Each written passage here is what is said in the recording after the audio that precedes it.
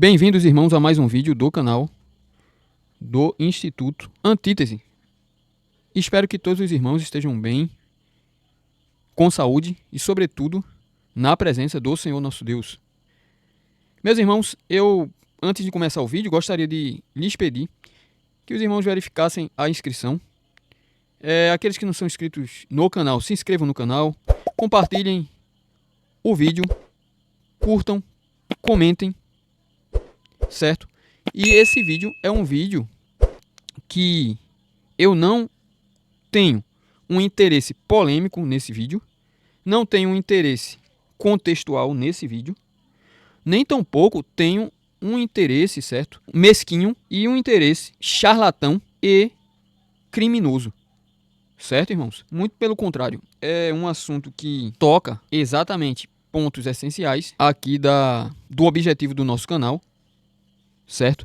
E que, de fato, vai colaborar, cooperar com o que nós vemos já aqui ensinando, explicando e levantando feroz oposição. E alguns elementos ocorrem no caso Epstein, que conecta-se à cosmovisão pagã.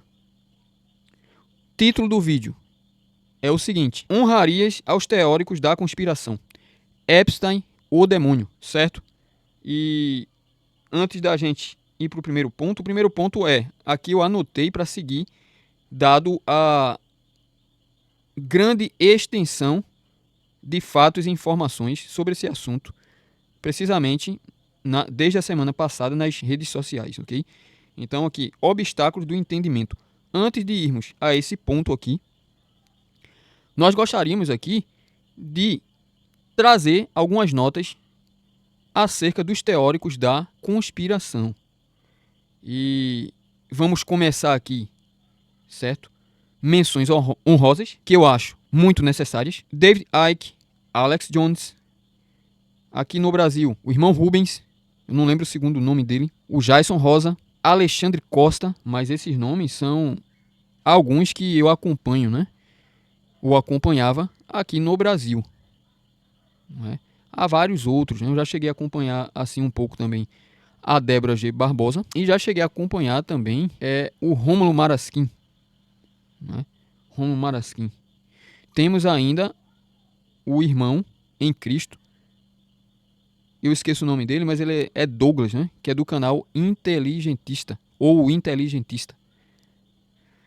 Devo dizer que cada um desses, ao mencioná-los, não significa que eu, certo, assine embaixo, subscreva, concorde com todos os assuntos e as opiniões deles acerca desses assuntos, ponto a ponto. Não quer dizer que eu concorde, mas no geral, o ponto é, esses que foram citados, eles entendem muito mais, e eu diria, incomparavelmente mais acerca do que se chama de globalismo, que é um outro nome para a nova ordem mundial, do que intelectuais brasileiros, professores, instituições, políticos, diplomatas, cientistas, educadores, etc, etc, etc. Qual seria a causa para algo tão contraditório, não é? A causa está na seguinte questão, que eu vou abordar ainda hoje nesse vídeo, né?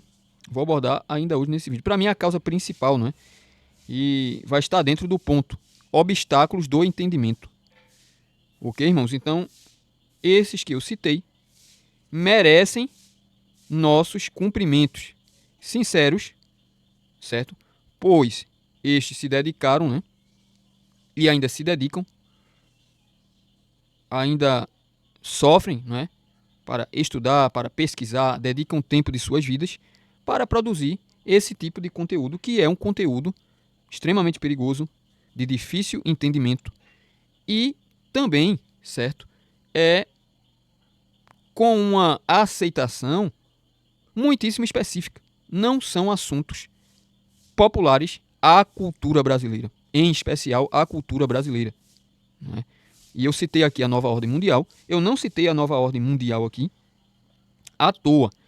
E também não citei a nomenclatura para me referir ao aspecto sociopolítico. Muito longe disso, muito longe disso. Nós iremos tratar aqui, no segundo momento do vídeo, de um aspecto em que ninguém, pelo menos até onde vi, eu assisti mais de 15 vídeos, eu acho, para montar esse vídeo aqui, não é? E eu não assisti nenhum desses canais, exceto um, que foi o canal do Jason Rosa, o canal Revelar, que olhasse para a questão dominante. A questão dominante do fato do caso Epstein. E que é a questão que justifica motivações, a atroz criminalidade, cenários e complexidade para a realização dessas atrocidades. Certo? Então fica aqui o meu agradecimento a os teóricos da conspiração. Certo? E que as teorias, elas não são necessariamente a verdade, mas o oposto é a conspiração, é um fato. E é um fato da realidade internacional, mundial, ocidental. Certo? E realmente, se você vai pegar autores, não é? Como Daniel Stulin, Carol Quigley, Tobias Shorten, John Coleman, o próprio David Icke, mas o fato é que existe um rol de autores, né? E lembrei outro importante aqui, não era o que eu queria lembrar, mas é o Herbert Lott. Herbert Lott, não é? E esses autores que eu citei, eles são pesquisadores de importância internacional. Muitos historiadores, filósofos, antropólogos, etc., etc., que perseguem a questão da espiritualidade e dos objetivos das sociedades secretas no Ocidente. Ok? Somente Tragédia e Esperança, eu vou deixar aqui, não é? Tem mais de 1000 páginas. Temos em português esse livro. Então, essa questão da teoria da conspiração, ela se tornou muito mais agora apenas uma espécie de identificador social para uma verdade totalmente acima da cognição oferecida, né? Ou do tipo cognitivo oferecido pelas instituições educacionais e mesmo pela cultura contemporânea. Quer dizer, esses fatos respiram acima do tipo cognitivo oferecido e formado nas instituições educacionais e de ensino no Ocidente. Certo? E os autores que eu citei são autores que são autoridades nas suas respectivas áreas. Não estou citando pessoas aqui curiosas, tolas, imbecis e simplesmente que estão aí para impactar, não é? O mercado editorial com charlatanismo, com exageros, com paixões pueris, não é? Nem nada do tipo. Essas pessoas são investigadores com grande poder de explanação analítica, certo? Então vocês podem verificar depois, podem procurar os autores, podem comprar livros. Me parece que de todos eles temos livros em português. Não temos todos os livros de cada autor, mas temos livros em português. Então eu desejo começar aqui o vídeo agora, mas já deixei aí, certo? Um aporte livresco e intelectual para os senhores. Então, a teoria da conspiração, ela é um assunto sob todos os ângulos de relevância civilizatória durante toda a história da humanidade. Não é que é hoje, não é que é no Brasil, entendem? Não é que é no Brasil. Essa questão, ela remonta à própria Bíblia Sagrada, partindo ali do fato ocorrido específico da Torre de Babel. Temos um vídeo aqui no nosso canal, onde eu falo especificamente sobre os agentes, a natureza e os objetivos da nova ordem mundial, né? Nós temos esse vídeo no nosso canal, caso você queira aqui estudar especificamente o assunto da nova ordem mundial. Então vamos aqui para o nosso primeiro ponto. Primeiro ponto, obstáculos do entendimento. explorar essa questão aqui, a onipresença do desespero psicoemocional. O que quer dizer isso? Primeiro, que isso é uma coisa comum e necessária, né? Quer dizer, o desespero psicoemocional, sobretudo nas famílias das vítimas, é uma coisa comum, é uma coisa que não deve ser de forma alguma criticada, não é? Nem desdenhada, entendeu? Muito pelo contrário. No entanto, devemos admitir que essa atitude psicoemocional, como ela vai ganhando muita força, não é? Ela termina sendo, de fato, uma espécie de obstáculo para atingir um entendimento real da questão, certo? E nós não podemos lidar com isso, certo? De forma combativa, de forma mesquinha e de forma indiferente. Nós precisamos considerar essa dimensão como o que ela é, um obstáculo ao entendimento. Obstáculo esse que não pode ser removido, mas ele precisa ser reconhecido. Ele precisa ser reconhecido. Então, de fato, que essa questão ela traz toda uma comoção pública, social, internacional, particular, etc, etc. Né? Nós estamos falando assim de vidas que foram, né, totalmente trucidadas e violentadas, mortas das maneiras inimagináveis. O ponto é esse. Então, nós estamos tratando aqui não apenas, eu lhes adianto e lhes garanto, da esfera da criminologia. Não estamos tratando aqui com criminosos puramente. Apesar de que o elemento criminológico ele é um elemento necessário, importante e que deve ser considerado em seu devido contexto fático, ok? Quer dizer, o contexto fático houveram crimes no plural, não apenas violações, estupros, casos de pedofilia, coisas do tipo, mas houveram crimes inclusive de assassinato, certo? E esse vídeo, eu estou tentando ser um pouco implícito também, irmãos, devido a que há sim uma revolta da minha parte por conta disso, né? Uma indignação muitíssimo feroz, certo? Então, esse é um ponto. Essa questão da onipresença do desespero psicoemocional. Segundo ponto aqui, interesses criminosos. Como olhar para esse ponto? É o seguinte, pessoas que produzem vídeos sobre essa questão e adicionam fatos, retiram fatos, tentam olhar simplesmente pelo ponto de vista, né, de aumentar views e aumentar inscritos no seu canal, entendem? Falam daquilo que não entendem, envolvem pessoas que não têm nada a ver e agem da forma mais mesquinha, imbecil e criminosa possível, se aproveitando de um fato tão inominável do ponto de vista civilizatório, tá? Que aqueles que não sabem, por exemplo, né, foi noticiado, inclusive, que de 300 a 460 mil crianças somem nos Estados Unidos anualmente. Só para vocês terem ideia da dimensão, né? De 300 a 460 mil crianças. E eu estou falando aqui somente da questão de crianças, não é? Enfim, fora outros países. Então, há pessoas que produzem aqui esse tipo de conteúdo da maneira mais abjeta do ponto de vista egoísta possível, ok? Então isso deve ser combatido também. Isso é um crime, ao meu ver. E é um crime muito sério, não é? Quem faz isso, primeiro, não tem qualquer tipo de consideração ética nem emocional às famílias das vítimas, né? E nem tampouco também à sociedade, certo? Um terceiro ponto aqui, e é o ponto mais importante, né? O maior obstáculo para entender essa questão é o seguinte: o ceticismo do mal. O ceticismo do mal. De onde vem isso? O ceticismo do mal, ele é um obstáculo real de fato, porque afinal de contas, houve uma denúncia, houve a apresentação de provas documentais, etc, etc, e há uma certa celeridade na justiça americana e de alguns outros países em resolver o caso e acionar o processo jurídico para a punição dos culpados. Então, como aplicar essa ideia de ceticismo do mal? O ceticismo do mal, ele se dá no seguinte contexto. O mal, ele é entendido no Ocidente, obviamente, sob diversos prismas cosmovisionais, certo? Como assim? Aqui no Ocidente, existe o conceito de mal oferecido pelo Islã, pelo Espiritismo, pelo Budismo, pelo Hinduísmo, pelo Catolicismo Romano, pelo Cristianismo, pelo materialismo, filosófico, pela própria ciência, etc, etc, etc. Certo?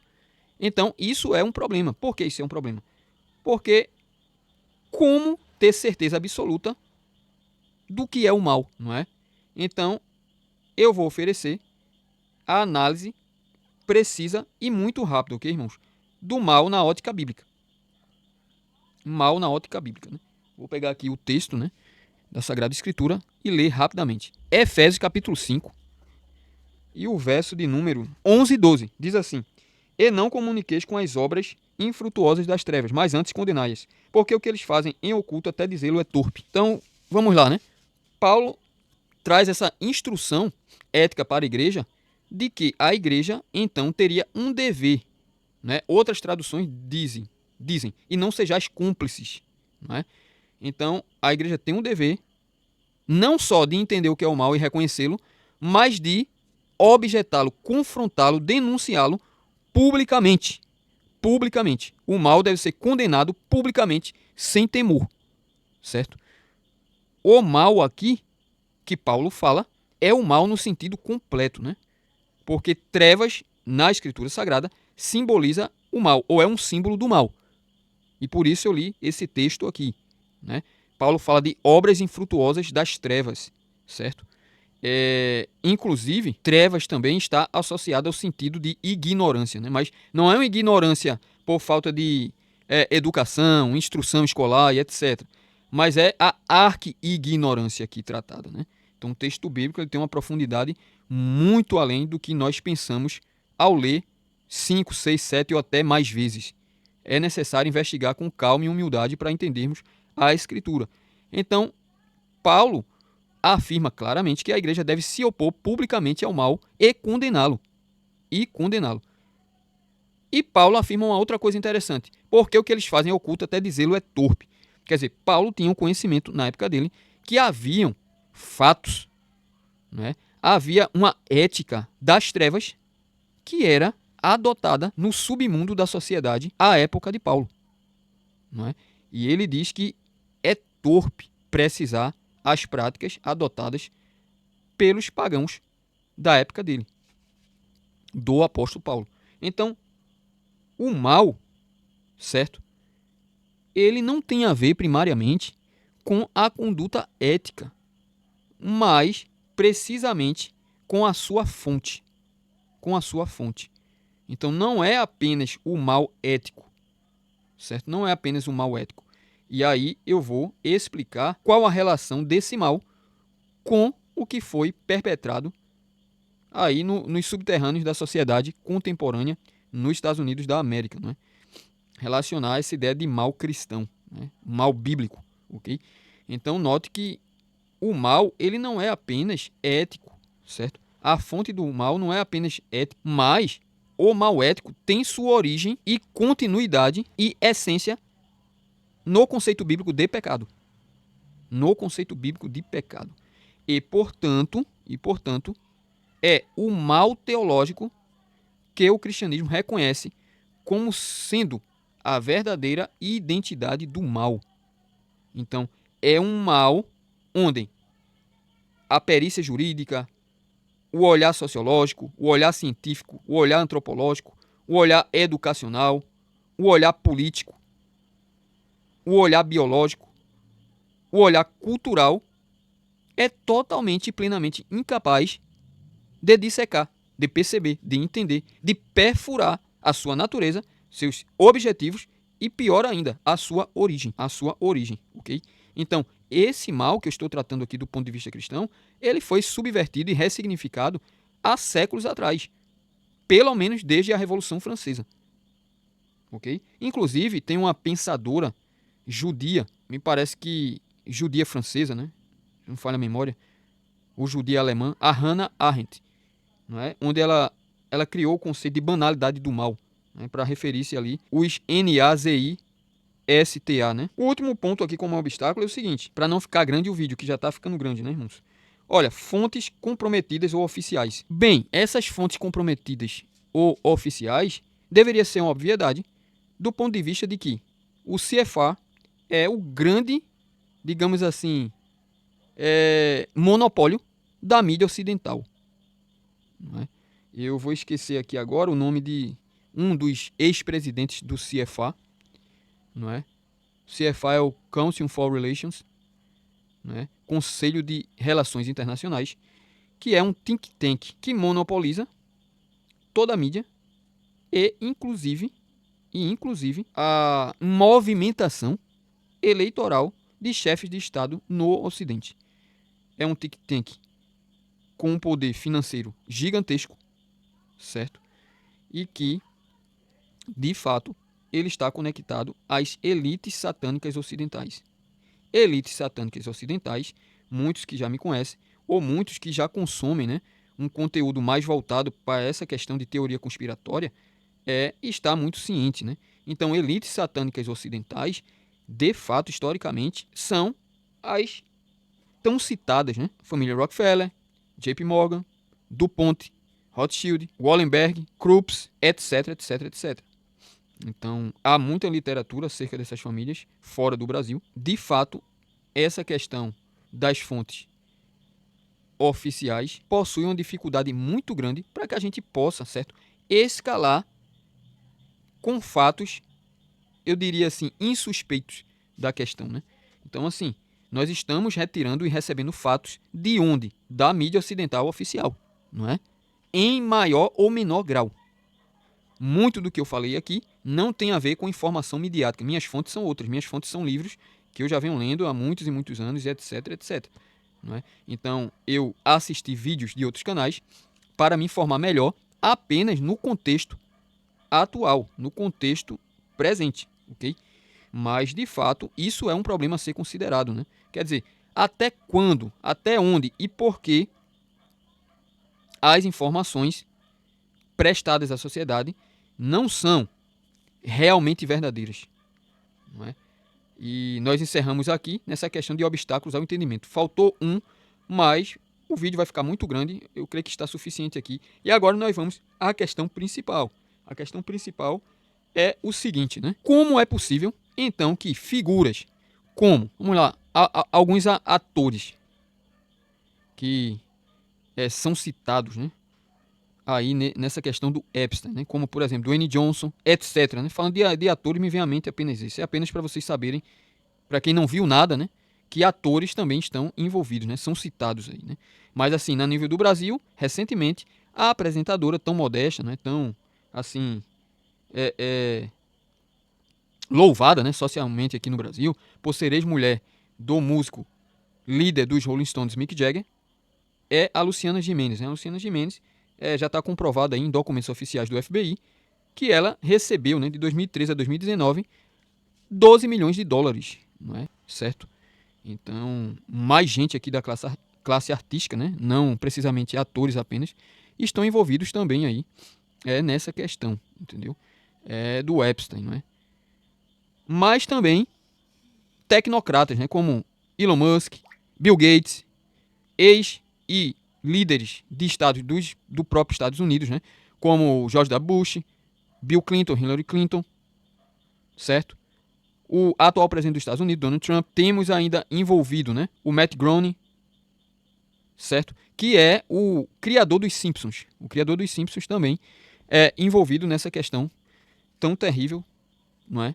Inclusive. E são dezenas, na verdade centenas de nomes. Príncipe Andrew, etc, etc. Certo? Que estão envolvidos, mas envolvidos diretamente, né? Estão dentro, certo? Do fato ocorrido. Agora, o que leva essas pessoas tão bem-sucedidas, tão educadas e tão ricas, eu diria absurdamente ricas, a cometerem atrocidades criminais tão incomuns, sinistras e demoníacas? É exatamente o ponto onde eu quero chegar, demoníacas, ok? Como nós analisamos aqui a cosmologia pagã, então vamos lá.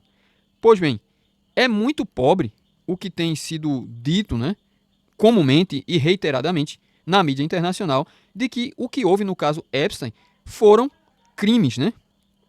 Apesar de eu concordar e ser uma obviedade, sim, foram crimes, mas o entendimento desse fato esgota-se aí. E esse entendimento é um entendimento, sobretudo, errôneo, pobre e fortalecedor dos algozes desses crimes. Por quê? Porque eles não são criminosos comuns, pura e simplesmente. Não são estupradores, assassinos. Não é? E eu diria até a questão do Caim Baal, que é a origem do termo canibal. Não é? E até essa questão também, ela não é uma questão que toca no núcleo do real problema. Qual é o real problema? O problema é a ritualística sexual desses fatos. Eu encaro o Epstein, seguramente, como um mago sexual. Ele não era simplesmente, se não o maior, um dos maiores traficantes de pessoas, né, do Ocidente e conselheiro particular das elites. Mas ele era, e no meu ponto de vista porque os fatos acerca de sua morte, eles são fatos extremamente inconsistentes. Eu não acho que ele esteja morto de forma alguma, certo? Não está morto. Acredito, inclusive, que ele está dentro dos Estados Unidos, confortavelmente bem. Eu vejo ele como um mago sexual, certo? Com conhecimento, estratégia metodológica, network de altíssima qualidade e trabalho árduo e preciso. Então, ele não é um idiota e ele não é um criminoso comum. As pessoas que estão dentro do círculo do Epstein também se adequam-se a essas definições que eu forneci para os senhores. Obviamente, não são todos que são magos sexuais ali, não é? E magos sexuais aqui, há pelo menos 4 figuras importantes que eu diria, não é? Produziram muito acerca dessa questão de magia sexual dentro do Ocidente, que tem, por exemplo, uma de suas origens socialmente mais discutidas é o budismo Theravada, certo? Madame Blavatsky, Immanuel Swedenborg, Aleister Crowley, Georges Gurdjieff, né? São os 4 místicos que muito trabalharam para produzir aqui essa infestação de parafilias, perversões sexuais, etc, etc, etc, dentro do Ocidente. Okay? Então, esse que é o ponto. Então, os Estados Unidos foram alvos dessas pessoas, né? Foram alvos dessas pessoas. Essas pessoas estiveram presentes nos Estados Unidos, né? Esses 4 místicos aqui que eu citei. Então, essa ritualística sexual, ela é feita com a crença de que essas pessoas obteriam um processo ou o avanço do processo apoteótico em suas vidas. Esse processo parte da crença de que existe uma centelha divina, existe uma origem divina que dormita no interior da consciência intelectual de cada iniciado. Então, a magia sexual, ela serve a esse propósito, de empurrar, de elevar na escala evolutiva o praticante, o magista, o mago sexual, certo? Então, eles acreditam nisso. Isso, inclusive, tem uma forte raiz na Índia, por exemplo, né? Se vocês pesquisarem, né, os chamados rishis, eles praticavam o quê? Eles praticavam aberto canibalismo, que é conhecido como antropofagia dentro da antropologia ocidental, e que o objetivo não é em si uma alimentação, muito longe disso. O objetivo é absorver o poder vital, não é o poder biológico, veja, é o poder vital, o poder espiritual da vida de alguém para elevar-se na escala evolutiva. Então os rishis até hoje praticam isso na Índia, certo? E eles não veem nisso qualquer tipo de freio ético ou qualquer tipo de, digamos, dano moral. Por quê? Porque essas pessoas elas já estão comprometidas com entidades demoníacas. Assim como o Senhor Jesus demonstrou a existência desses seres ao expulsá-los de diversas pessoas nos evangelhos. Então, esse caso é um caso que deixa isso muito claro, ao menos para analistas que entendam realmente do assunto, certo? Então, isso é praticado, obviamente, desde sempre no Ocidente, também no Oriente, mas nessa escala, realmente, é uma escala altíssima, né? Então, assim, que Deus puna, né? E certamente Deus punirá cada um envolvido nessas questões, né? E Deus não só punirá o corpo. A minha alegria e felicidade é essa, né? Mas Deus punirá, inclusive, a alma, né? Porque Jesus falou, né? Não tem mais aqueles que podem matar o corpo, mas aquele que pode matar a alma. Aquele que pode fazer perecer a alma, ok? Então, Deus não só punirá o físico dessas pessoas, mas elas terão também uma punição na própria alma, não é? E arderão nas chamas eternas do inferno, assim como a sã doutrina nos ensina, não é? Porque se fôssemos depender realmente, senhoras e senhores, e eu digo com toda a sinceridade fria aqui, das autoridades ocidentais, FBI, CIA, Interpol, SWAT, Polícia Federal Brasileira, etc, etc, Ministério Público e tal, sequer eles têm autoridade moral para confrontar essas pessoas. Tanto é que tudo que eles enxergam é apenas a esfera criminológica. Não tem autoridade moral para lidar com a questão dessa envergadura de maldade metafísica, certo? Eles não têm. Eles simplesmente não compreendem. Eles só podem enxergar a esfera criminológica da ética social e nada mais. É o máximo. E nem isso hoje, certo? Eu vi uma notícia também de que o FBI, ele retirou o Epstein como sendo o principal traficante de pessoas. Não é? Isso foi negado. Eles não ofereceram, né, fatos suficientes para consubstanciar essa conclusão, certo? Mas simplesmente eles emitiram essa conclusão de que o Epstein não era lá o traficante líder, né, dessas pessoas e assim por diante e tal, não é? Então veja que, por um outro lado, há também, né, a força do horror que envolve toda essa podridão maligna em que estão inseridas as elites satânicas ocidentais, né? Então, o cidadão que não conhece, né? Cidadão, por exemplo, que não sabe o que é magia sexual, não sabe o que é satanismo, não sabe o que é mística, não sabe o que é sacrifício, não sabe o que é ritual, ele vai realmente desesperar-se, né? As bases psicológicas dessa pessoa serão realmente desmontadas, né, diante de uma questão dessa. Esse é o fato. E isso dá força e vantagem para eles. Não é? Quer dizer, vence pelo medo. Quer dizer, há pessoas que, com certeza, se não há agora, se já não houve, haverá que serão afastadas voluntariamente, sairão da investigação porque não podem suportar, certo? O peso do horror atrelado a essas questões. Não podem suportar o peso do horror. Onde foi citado ali no episódio, né, aqueles que acompanharam mais de perto no iate, uma certa ocasião, o Bush, ao manter relações com o homem, né, ele utiliza uma cimitarra para decepar os pés daquele homem. Né? Uma cimitarra é uma arma sagrada, né, do Oriente, etc. Né? É uma arma muitíssimo específica e que foi utilizado para esse ritual. Né? E o Bush foi um dos presidentes americanos. Não é? E isso não deveria ser surpresa, certo? Mas, infelizmente, o nível, né, de ceticismo do mal é incontornável, ao qual o Ocidente está sucumbido hoje. Né?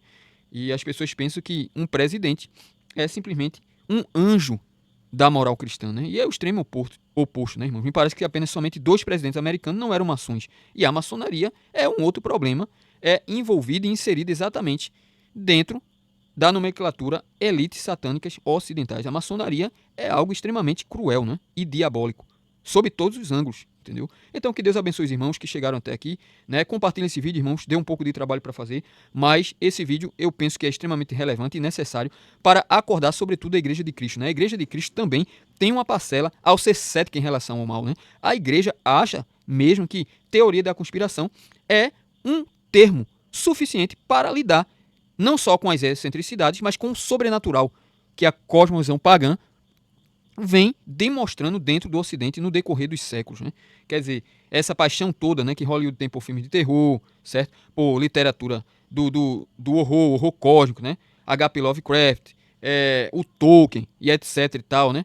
Mundos sutis, a aparição do insólito, né, na vida humana, literatura do horror e assim por diante. Né? Então, assim, a igreja tem encarado, sim, de um ponto de vista cultural idiota, o enorme sucesso que isso tem tido, principalmente do século XX para cá, não só no Brasil, mas no Ocidente inteiro, né? Harry Potter, etc, etc, etc. Né?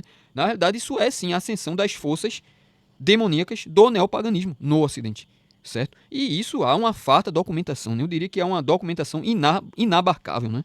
Eu já estou nisso há anos, estudando os movimentos, os axiomas, a história, os agentes, não só da cosmovisão pagã antiga, como do neopaganismo, inclusive. Né? Para isso existe o Instituto Antítese aqui, para nos opormos e para denunciarmos claramente e séria e contundentemente a natureza demoníaca das pessoas que estão atreladas a essa religiosidade. Tá? E essa religiosidade também inclui sim candomblé, umbanda, quimbanda, certo?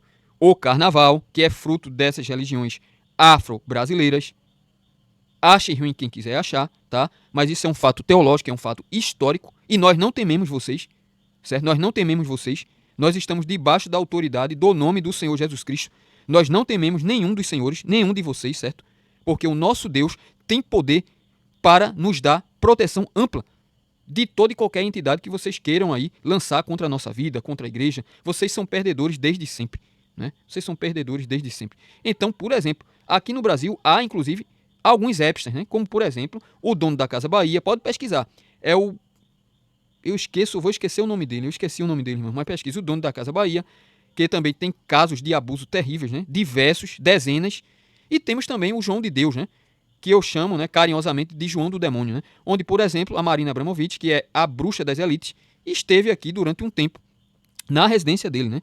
Onde várias autoridades políticas, né, como Lula, certo?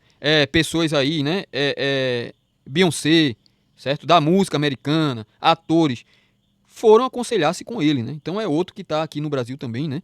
E que o Senhor faça cair a sua ira sobre ele e sobre todos aqueles que são cúmplices dele também, certo? Então que Deus abençoe a igreja e que nós possamos combater o mal e chamá-lo daquilo que ele é, satânico. Satânico. Satanismo não é teoria da conspiração. Satanismo é faticidade. É tão real quanto o sol do meio-dia. E está muito mais próximo de nós do que nós imaginamos. O problema é a covardia dos homens do nosso tempo em não combater esse tipo de seres abjetos que estão aí na sociedade, né? E no Brasil está cheio. O Brasil é um dos países mais pagãos do Ocidente, né? Apesar de não ser Ocidente exatamente, mas assim, da contemporaneidade, né? Aqui, se vocês forem me perguntar, eu não sei qual tradição pagã não tem raízes aqui. Até o helenismo, né? Que é uma religião recém-formada, tem aqui no Brasil também, não é? Há um grupo do helenismo aqui no Brasil, inclusive. Então, orem por mim, orem pelo canal e que Deus abençoe os irmãos em nome do Senhor Jesus Cristo. E lembrem-se, irmãos, lembrem-se, o paganismo, ele não pode ser objeto de diálogo. Lancem fora essa postura covarde de dialogar com forças demoníacas. O paganismo deve experimentar o aço frio e onipotente da palavra de Deus. Essa é a minha posição absolutamente inamovível, certo?